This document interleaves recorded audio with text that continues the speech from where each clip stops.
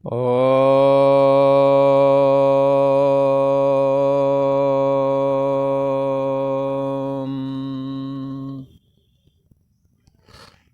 गुरु ब्रह्मा गुरु विष्णु गुरुदेव महेश्वरा। गुरु साक्षात् परम ब्रह्म तस्मै श्री गुरुवे नमः। योगेश्वर श्री कृष्ण भगवान की जय। ऐं सरस्वत्यै नमः। ओम शांति शांति शांति। पूर्व का प्रसंग एक बार स्मरण करते हैं। पूर्व में भगवान ने कहा ये गीता का 6वां अध्याय चल रहा है और इसमें भगवान परमात्मा की प्राप्ति के लिए ध्यान योग के विषय में चर्चा कर रहे हैं। भगवान श्री कृष्ण कहते हैं कि हे अर्जुन, साधक को चाहिए कि वो परमात्मा की प्राप्ति के निमित्त आसन आदि सिद्ध करे, शरीर को सीधा खड़ा करे। सीधा बैठे तो ये सिर ग्रीवा आदि ये जो शरीर है ये बिल्कुल सीधा, जो भी आसन आपका हो, सुखासन, पद्मासन, स्वस्तिकासन, जो भी आसन हो वो आसन करें और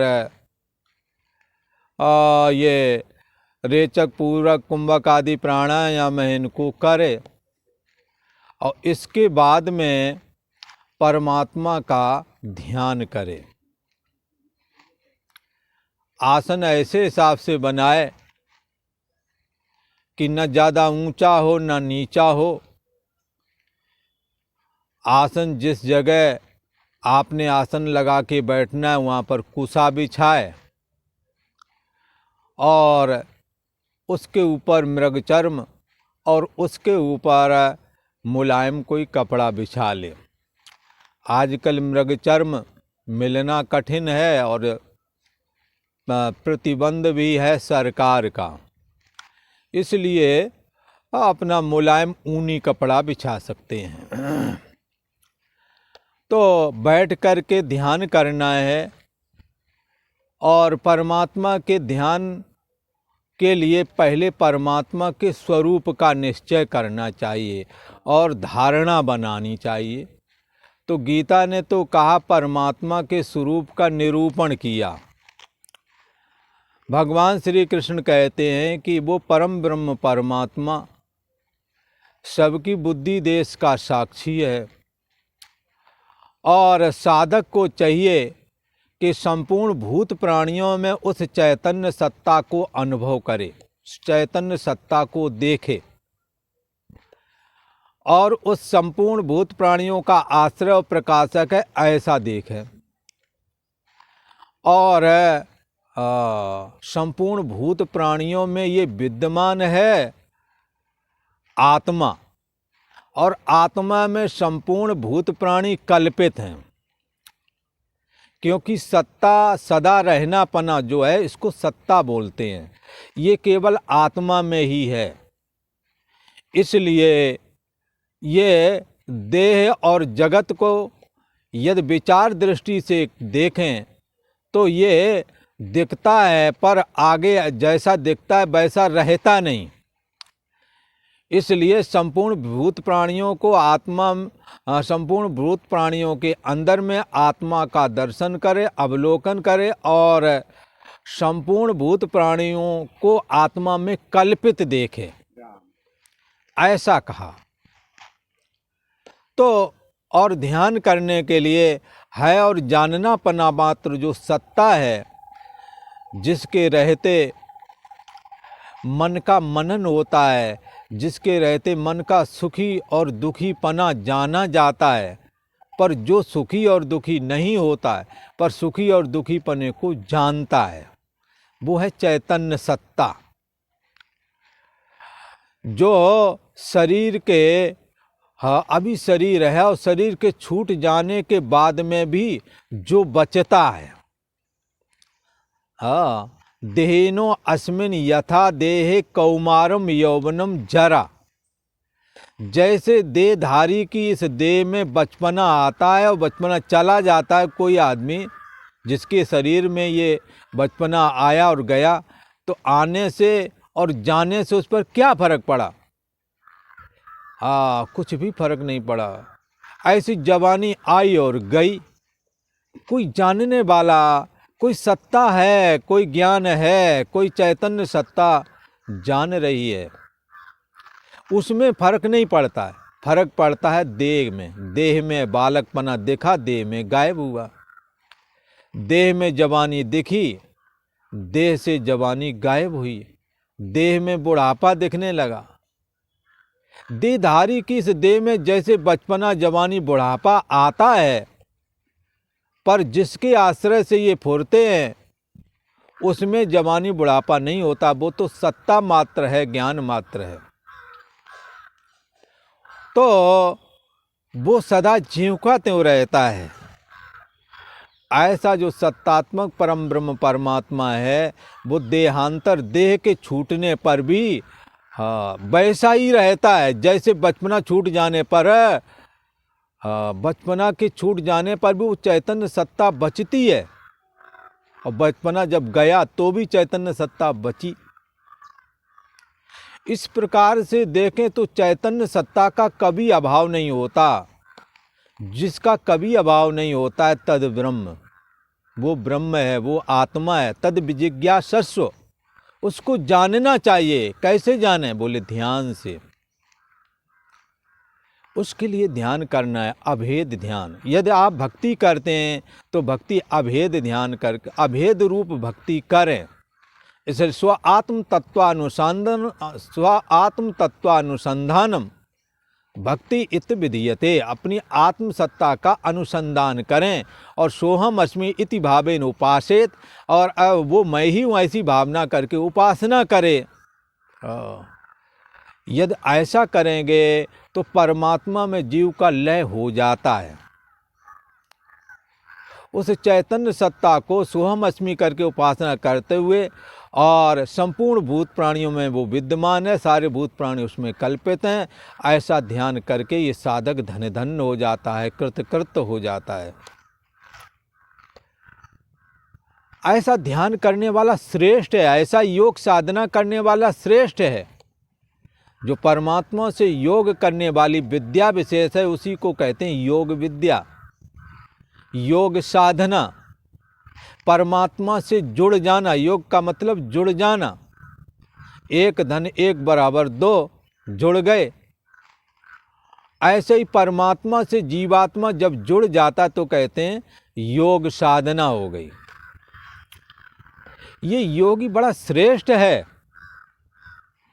जन्म जन्मांतरों की उपासना करके जो संस्कार साधना के अर्जित किए, उसके फल स्वरूप ये योग साधना, उस योग भ्रष्ट की सिद्ध हुई थी। ये योग भ्रष्ट जो साधक था, बताया ना कि 2 प्रकार के साधक थे। एक के अंदर वासना थी तो दूसरे के अंदर वासना नहीं थी, और दोनों ने ही उपासना किया, और उपासना करते समय शरीर शांत हो गया। परमात्मा में लीन नहीं हो पाया, भगवत साक्षात्कार नहीं हो पाया, और मृत्यु को प्राप्त हो गए। इसी प्रकार भक्ति योग के द्वारा यो माम पश्यति सर्वत्र सर्वम चा मयि पश्यति तस्याहम न प्रणश्यामि सच में न प्रणश्यति। कहते हैं यो माम पश्यति सर्वत्र, संपूर्ण भूत प्राणियों में जो मुझको देखता है। भक्त भगवान को सब में देखता है। भगवान में, सब में भगवान देखता है, भगवान में सब देखता है। सच में न प्रणश्यति, उसके लिए मेरा कभी अभाव नहीं होता। ये साधना करनी है। ऐसा योग भ्रष्ट पुरुष साधना करते हुए और अनेक जन्म संसिद्धिस ततो याति पराम गतिम, अनेक पिछले जन्मों के संस्कार के बल से, साधना के संस्कार के बल से संसिद्धि को प्राप्त हो गया और संसिद्धि को प्राप्त हो करके पापों से रहित हो गया। बोले पाप क्या है? देह को सत्य मानना, जगत को सत्य मानना, देह में मैं बुद्धि रखना, ये सबसे बड़ा पाप है। इस पाप से वो छूट जाता है, कर्तापन का अभिमान छूट जाता है। इसलिए अनेक जन्म संसिद्ध इस काम को करने के लिए उसे अनेक जन्म लेने पड़े। और अब ये साधना जब पूर्णता की ओर जा रही थी तब तक शरीर शांत हो गया। अब दोबारा जब ये जन्मे तो प्रयत्नादित मानस तो हो, बड़ा प्रयत्न कर रहा है, बार बार अभ्यास कर रहा है, घर बार की भी परवाह नहीं, धन पुत्र इत्यादि किसी की परवाह नहीं, केवल एक परमात्म चिंतन में लगा हुआ है। जिसके लिए रामचरितमानस में कहा, मन से सकल वासना भागी, केवल राम चरण रत लागी।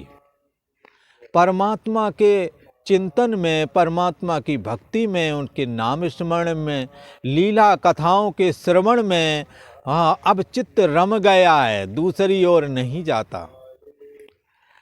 ऐसे प्रयास पूर्वक, प्रयत्न पूर्वक लगे हुए ये जो योग भ्रष्ट पुरुष थे, इस जन्म में आकर के परम गतिम याति, परम गति को प्राप्त हो गए, अर्थात परमात्मा में जीवत्व भाव लीन हो गया। जिसके लिए कहा आत्मसंस्तम मना कृत्वा, अपने आत्मा में अपने मन को सोहम अस्मि करके मेरा अहम ये नहीं बल्कि जो चैतन्य सत्ता है वो ही मेरा अहम है, वो ही हमारी मैं है, ऐसा करके आत्मसंस्तम मना कृत्वा न किंचिदप चिंतयेत। ये है योग साधना। परमात्मा से अभेद होने के लिए जो उपासना की जाती है उसका नाम है योग साधना। जो उसको करता है उस साधना को उसको कहते हैं योगी। खैर, भगवान श्री कृष्ण ने कहा, हे अर्जुन, योगी की बड़ी महिमा है, योगी को साधारण ना समझना चाहिए।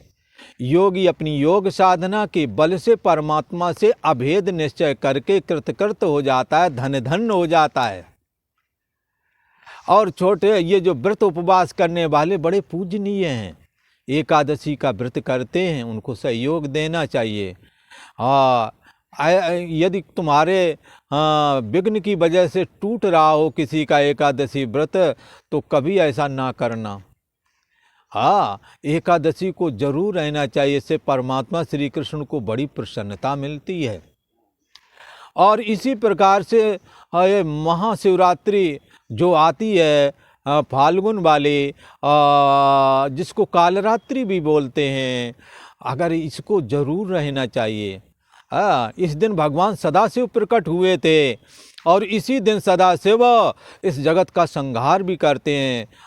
सृजन भी इसी दिन से चालू हो जाता है, प्रकट जो हुए महादेव जी। इसलिए ये बड़ी ही श्रेष्ठ महाशिवरात्रि मानी गई है। यदि कोई रहता हो तो प्रेरणा करे, इस पर छोड़ने की प्रेरणा कभी ना करे। हो सके तो रात का जागरण करे, महादेव जी का पूजन करे। ये एक तपस्या है कि कुछ नहीं खाया, शिव जी का पूजन किया, इससे परमात्मा शिव को संतुष्टि होती है। जो जगत के संहारक शक्ति को धारण करे हुए हैं, जो भगवान श्री कृष्ण का ही तमोगुण विग्रह कहा गया है। हमें जो भगवान सदाशिव की भक्ति करता है उसे परमात्मा नारायण की भक्ति प्राप्त होती है, श्री कृष्ण की भक्ति प्राप्त होती है, भगवान राम की भक्ति प्राप्त होती है। भगवान राम ने रामायण में कहा, और एक गुपुत मत सबय कहों कर जोर, शंकर भजन बिना नर भगत न पावे मोर। एक ये गुप्त रहस्य की बात है, जो शिवजी की भक्ति नहीं करता उस पर भगवान श्री हरि नारायण, परमात्मा राम, परमात्मा श्री कृष्ण संतुष्ट नहीं होते हैं। उन्हें पूर्ण संतुष्टि तो तब होती है जब शिव जी का पूजन करें। शिव द्रोही मम दास कहावा, सो नर मोय सपने नहीं भावा, ऐसा तक कह दिया है। ऐसी महाशिवरात्रि रख लो, 1 साल का एक व्रत आता है, सारे व्रत एक तरफ, महाशिवरात्रि का एक तरफ। ये एक तप है। नवरात्रि रहना, शक्ति पूजन, ये बड़ा तप है, रहना चाहिए। पर इन तपस्वियों से भी ये योगी श्रेष्ठ है, क्योंकि ये सीधा सीधा परमात्मा से जुड़ रहा है। कृष्ण चंद्रायण व्रत करते हैं, कई एक भुक्त होते हैं, दिन में एक बार खाना, कई पूरा दिन निकलने के बाद शाम को खाते हैं। तपस्वियों की बात है। अपने जानकारी में एक संत थे, उन्होंने 6 साल तक न अन्न खाया, न फल खाया, न दूध लिया, केवल जल पी करके रहे। ये तप है। ये तपस्वियों का आदर करना चाहिए, श्रेष्ठ हैं। और जैसे ये करते हैं, अपने को भी करने का अभ्यास करना चाहिए। इन तपस्वियों से ये योगी श्रेष्ठ है, क्योंकि इस तपस्या के बाद में ही इस साधना को करने का जी करता है, या साधना में सफलता मिलती है। योग साधना जो परमात्मा से सीधा सीधा जोड़ती है। अभेद उपासना, हाँ, और जो शास्त्र का ज्ञान रखते हैं और परमात्मा में निष्ठा तो प्राप्त नहीं है, पर शास्त्र की चर्चा बहुत जानते हैं, ऐसे ज्ञानियों से भी ये योगी श्रेष्ठ है, क्योंकि ये परमात्मा से जुड़ा हुआ है। परमात्मा से जुड़ता रहे, रोजाना अभ्यास करता है जुड़ने का, सीधा सीधा। और ये जो निष्काम कर्मयोगी हैं, आसक्ति और फल की इच्छा से रहित होकर के कर्म करते हैं, इसके द्वारा भी परमात्मा की प्राप्ति होती है। पर निष्काम कर्मयोग के द्वारा जब चित्त शुद्ध होता है और फिर ये अभेद उपासना रूप योग साधना करते हैं, तो ये कर्मयोग भी धन धन हो जाता है। इसलिए कर्मयोगी से भी ये जो कर्मयोगी कामना वाले हैं, भला इन कामना वाले कर्मयोगियों से भी ये अभेद उपासना करने वाला महान योगी श्रेष्ठ है। ये ऐसा भगवान कह रहे हैं।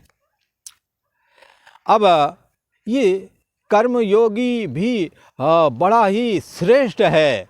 कर्मयोगी लंबे समय तक जब कर्म उपासना करता है, तो थोड़े से उपदेश मात्र से वो ज्ञान निष्ठा को परम ब्रह्म परमात्मा से अभेद का निश्चय सहज में ही कर लेता है। ऐसा भगवान ने गीता में वचन दिया है। खैर, भगवान श्री कृष्ण अर्जुन से कहते हैं, हे अर्जुन, योगी इन सभी से श्रेष्ठ है। ये गीता का 6वां अध्याय है और 46वां श्लोक है। तपस्विभ्योऽधिको योगी ज्ञानिभ्योऽपि मतोऽधिका कर्मभ्यश्चाधिको योगी तस्माद् योगी भवार्जुन। ऐसा कह रहे हैं, हे योगी, हे अर्जुन, ये जो योगी है उन तपस्वियों से भी श्रेष्ठ है, क्योंकि तपः कर्म करने से तपः कर्म का अभिमान भी बढ़ता है, और तपः कर्म से पूर्ण कर्म बढ़ता है, और पूर्ण यदि कामना वाला होगा तो तप से राज से नर का, तपस्या करने वाला बहुत पूर्णवान हो जाता है, और अगले जन्म में यदि ज़्यादा ही तप किया है तो बहुत बड़ा राजा होने के भी चांस होते हैं। और राजा बन गया तो धन मद और बल मद, हाँ, धन का मद और अपने बल का मद, बुद्धि का मद, ये उसे अपराध करने के लिए विवश कर देता है। और राज करने के बाद में जब दूसरों को सताता है, क्योंकि धर्म की व्याख्या 2 शब्दों में गोस्वामी तुलसीदास जी ने कहा है। क्या कहा है? परहित सरिस धर्म नहीं भाई, और पर पीड़ा सम नहीं अधमाई। जब ये तपस्वी लोग कामना से युक्त करते हैं, इन्हें बहुत अगले जन्म में जब इनका तप कर्म परिपक्व होकर के फल देने के लिए सम्मुख आता है तो राजा आदि बड़े ओहदे पर मंत्री आदि बन जाते हैं। और यदि अपने को कंट्रोल में नहीं रखा तो उसी से अपराध भी बन जाते हैं। तप कर राज्य और राज्य कर नरका, फिर नरक की ओर चले जाते हैं। लेकिन ये योगी जो है भगवान से जुड़ा है, इसका कभी पतन नहीं होता। पर निष्काम भाव से यदि तपस्या करोगे तो राज्य में भी आप असंग होकर के परमात्मा के बड़े बड़े यज्ञ हैं, बड़े बड़े जो उपासना पद्धति है उनको राजा लोग भी संपादन करते हैं। जैसे राजा जनक आदि ये राज्य करते हुए निर्लेप रहे, इन्हें राज्य कर्म करने में पाप नहीं लगा, निष्काम तपस्वी जो हैं। इसी प्रकार से शास्त्र ज्ञान वाले जो ज्ञानी लोग हैं बड़े पूजनीय हैं, शास्त्र के बड़े सूक्ष्म अर्थ कर देते हैं, प्रवचन भी बहुत अच्छे लच्छेदार कर देते हैं, लोग वाह वाह भी करते हैं, पर वाह वाह तक ही सीमित है, कल्याण की कोई बात समझ में नहीं आती। कई बार नचा कुदा करके छुट्टी कर दी और ज्ञान नाम की, भक्ति नाम के कोई छींट भक्तों के अंदर नहीं आई। कोई ऐसा संगीत आदि के द्वारा केवल नाचने कूदाने में ही व्यस्त रहे और भगवान की भक्ति का नहीं कथन कर पाए, नहीं उनके हृदय में घुसा पाए, अथवा भगवान की लीला कथाओं को तो गाया नहीं, केवल नचा कूदा के छुट्टी कर दे, या शास्त्र की लंबी लंबी बातें कह करके और भोले भाले लोगों को अपना काम करके निकल गए, उन्हें कुछ समझ में ही नहीं आया। अथवा केवल आप शास्त्र के ज्ञान को जानते हैं पर शास्त्र का अर्थ रूप जो परमात्मा उसमें आपकी स्थिति नहीं हुई। यद्यप आप ज्ञानवान हैं, लोग आपको रेस्पेक्ट करेंगे, आपको प्रणाम नमस्कार करेंगे, हाँ आपको दान दक्षिणा भी देंगे, पर सच्चे अर्थों में आपका कल्याण नहीं हो पा रहा है। इसलिए ऐसे ज्ञानियों से भी ये योगी श्रेष्ठ है, क्योंकि ये सीधा सीधा जुड़ रहा है। और कर्म व्यस्तादि को योगी, और जो कर्म करने वाले हैं कामना से युक्त होकर के बड़े बड़े यज्ञ संपादन करते हैं, बड़े बड़े संत सम्मेलन करवाते हैं, बड़े बड़े अस्पताल आदि से पता नहीं कितने कितने काम करते हैं, अच्छे अच्छे काम करते हैं, पर कामना लिए बैठे हैं, किसी कारण ऐसा कर रहे हैं तो वो उनके द्वारा किया गया कर्म भी बहुत बड़ा पद या बहुत बड़ा राजा आदि बना करके, चूँकि कामना थी इसलिए वो कर्म आपको फल दे करके खत्म हो जाएगा। फिर भगवान से तो नाता नहीं जुड़ा। इसलिए सकाम कर्म योगियों की अपेक्षा निष्काम कर्म योगी श्रेष्ठ बताया है। ऐसे कर्म योगियों से ये योगी श्रेष्ठ है, क्योंकि ये सीधा सीधा परमात्मा से जो जोड़ रहा है अपने को। भगवान श्री कृष्ण कहते हैं, अर्जुन योगी तपस्वियों में भी श्रेष्ठ है, शास्त्र ज्ञानियों में भी श्रेष्ठ है। जो शास्त्र के अर्थ जानता है, शास्त्र को तो अच्छी तरह से जानता है, पर शास्त्र का अर्थ रूप परमात्मा को धारण नहीं कर पाया, ऐसे शास्त्र ज्ञानियों में भी श्रेष्ठ माना गया है ये योगी। और कर्म व्यस्त को योगी, और सकाम कर्म करने वाले जो लोग हैं कर्मयोगी जिनको कहते हैं, निष्काम वाला श्रेष्ठ है। निष्काम वाला सीधा परमात्मा से जुड़ जाता है थोड़े से उपदेश मात्र से। सकाम कर्म करने वाले जो कर्म योगी है उनसे भी ये योगी जो अभेद उपासना करके परमात्मा से जुड़ रहा है, जुड़ने का अभ्यास कर रहा है, ये श्रेष्ठ है। हे अर्जुन, इसलिए अर्जुन के प्रति भगवान श्री कृष्ण कह रहे हैं, हे अर्जुन मेरे को तो ऐसा लगता है कि ये सब ठीक है, कर्म भी करो, शास्त्र ज्ञान भी अर्जित करो, तपस्या भी करो, पर योगी जरूर बनो। योगी के बगैर गुजारा नहीं, क्योंकि योगी परमात्मा से जुड़ करके धन हो जा रहा है। और ये लोग अभिमान के वशीभूत होकर के अपने कामना पूर्ति करने के लिए राजा, बड़े बड़े पद मंत्री आदि बनेंगे जन्मांतर में, जब कभी इनके पूर्ण कर्मों का फल सम्मुख आवेगा। और चूंकि कामना युक्त रहे, इसलिए कामना के चलते अगले जन्म में भी कुछ ना कुछ उपद्रव जरूर कर लेंगे, भला अच्छा कर लेंगे या कुछ गंदा कर लेंगे। जिससे अच्छा कर लेंगे तो और अच्छे चले जाएंगे, और गंदा कर लिया तो तुरंत ही तब से राज कर नरका। ऐसी संभावना बढ़ जाती है। इसलिए भगवान श्री कृष्ण ने अर्जुन से कहा, हे अर्जुन, तपस्या करना बहुत श्रेष्ठ है, शास्त्र ज्ञान भी श्रेष्ठ है, कर्म करना, कर्मयोगी होना भी श्रेष्ठ है, पर कामना युक्त कर्मयोगी उतना अच्छा नहीं बन पाता जितना कि निष्काम वाला बनता है, वो परमात्मा से जुड़ जाता है। इसलिए अर्जुन से कहा, हे अर्जुन, तुम तो ऐसा करो, ये सब तो करो ही, इन सबको शास्त्र चिंतन करो, तपः कर्म करो और कर्मयोगी भी बनो, पर योगी जरूर बनना, योगी के बगैर ये व्यर्थ हैं। इसके लिए भगवान श्री कृष्ण ने कहा, ऐसे हे अर्जुन, तुम योगी हो जाओ, ऐसा कहा। और आज इतना ही, आगे की चर्चा आगे के एपिसोड में आपको सुनने को मिलेगी। ये 46वां श्लोक हो गया है। अगले एपिसोड में इस अध्याय की पूर्णता होगी और इस अध्याय में भगवान श्री कृष्ण ने क्या क्या विषय हम लोगों को विचार करने के लिए कहे हैं, वो उसका भी संक्षेप से कथन किया जाएगा। और आज इतना ही। ओम शांति शांति शांति।